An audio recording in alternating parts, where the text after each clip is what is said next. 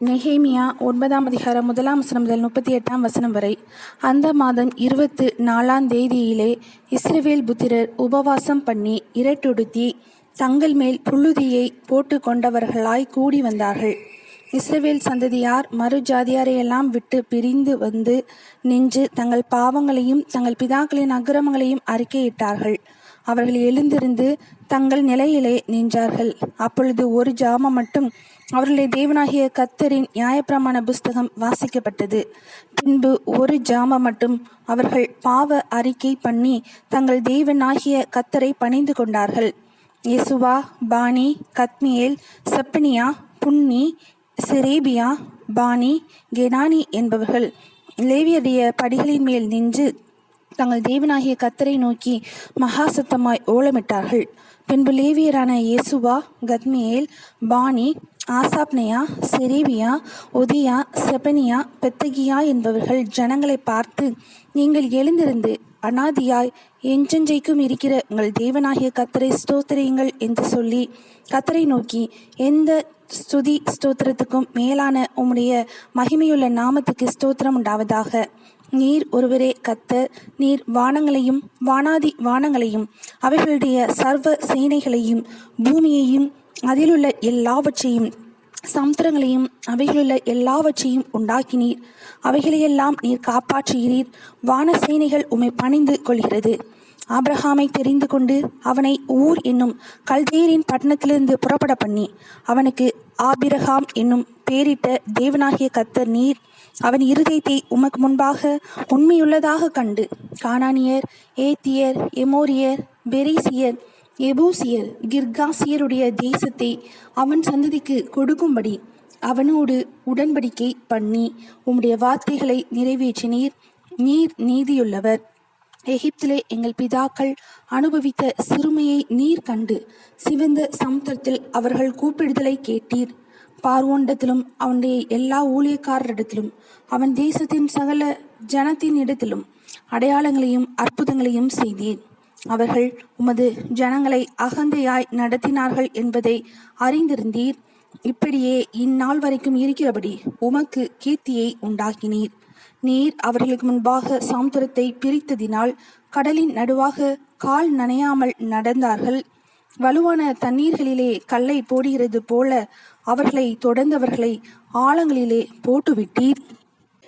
நீர் பகலிலே மேக ஸ்தம்பத்தினாலும் அவர்கள் நடக்க வேண்டிய வழியை அவர்களுக்கு வெளிச்சமாக்க இரவிலே அக்கினி ஸ்தம்பத்தினாலும் அவர்களை வழி நடத்தினீர். நீர் சீனாய் மலையிலிருந்திறங்கி வானத்திலிருந்து அவர்களோடு பேசி அவர்களுக்கு செம்மையான நீதி நியாயங்களையும் நல்ல கட்டளைகளும் கற்பனைகளுமாகிய உண்மையான பிரமாணங்களையும் கொடுத்தீர்.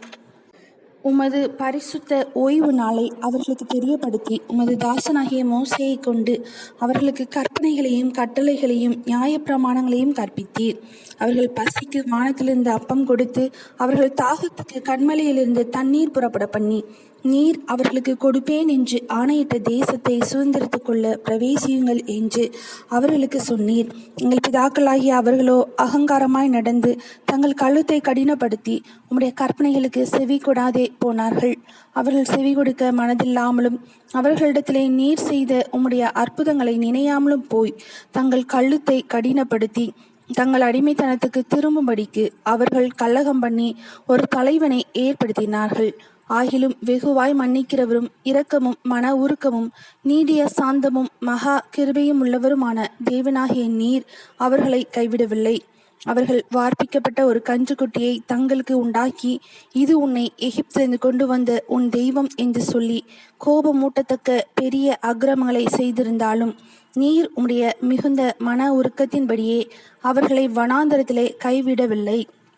அவர்களை வழிநடத்த பகலிலே மேகஸ்தம்பமும் அவர்களுக்கு வெளிச்சத்தையும் அவர்கள் நடக்க வேண்டிய வழியையும் காட்ட இரவிலே அக்கினி ஸ்தம்பமும் அவர்களை விட்டு விலகவில்லை. அவர்களுக்கு அறிவை உணர்த்த உம்முடைய நல்லாவியை கட்டளையிட்டீர். அவர்கள் வாய்க்கு உம்முடைய மன்னாவை அருளி அவர்கள் தாகத்துக்கு தண்ணீரை கொடுத்தீர். இப்படி 40 வருஷமாக வனாந்தரத்தில் அவர்களுக்கு ஒன்றும் குறைவுபடாதபடிக்கு அவர்களை பராமரித்து வந்தீர். அவர்கள் வஸ்திரங்கள் பழமையாய் போகவும் இல்லை, அவர்கள் கால்கள் வீங்கவும் இல்லை. அவர்களுக்கு ராஜ்யங்களையும் ஜனங்களையும் ஒப்பு கொடுத்து அவைகளை எல்லை எல்லையாக அவர்களுக்கு பங்கிட்டீர். எஸ்போனின் ராஜாவாகிய சீஹோனின் தேசத்தையும் பாசானின் ராஜாவாகிய ஓகின் தேசத்தையும் கட்டி கொண்டார்கள். அவர்கள் பிள்ளைகளை வானத்து நட்சத்திரங்களைப் போல பெருக பண்ணி சுதந்திரித்து கொள்ளும்படி நீர் அவர்கள் பிதாக்களுக்கு சொன்ன தேசத்திலே அவர்களை அழைத்து வந்தீர். அப்படியே பிள்ளைகள் உட்பிரவேசித்து தேசத்தை சுதந்திரித்து கொண்டார்கள்.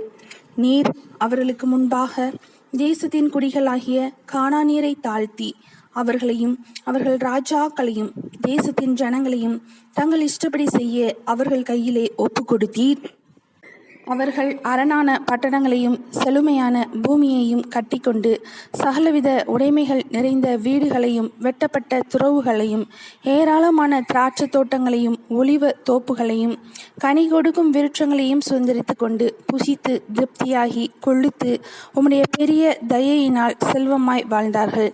ஆனாலும் அவர்கள் கீழ்ப்படியாதவர்களாகி உமக்கு விரோதமாய் கலகம் பண்ணி உம்முடைய நியாயப்பிரமாணத்தை தங்களுக்கு புறம்பே எறிந்துவிட்டு தங்களை உம்மிடத்தில் திருப்பும்படி அவர்களை திட சாட்சியாய் கடிந்து கொண்ட உம்முடைய தீர்க்கதரிசிகளை கொன்று போட்டு கோபமூட்டுகிற பெரிய அக்கிரமங்களை செய்தார்கள்.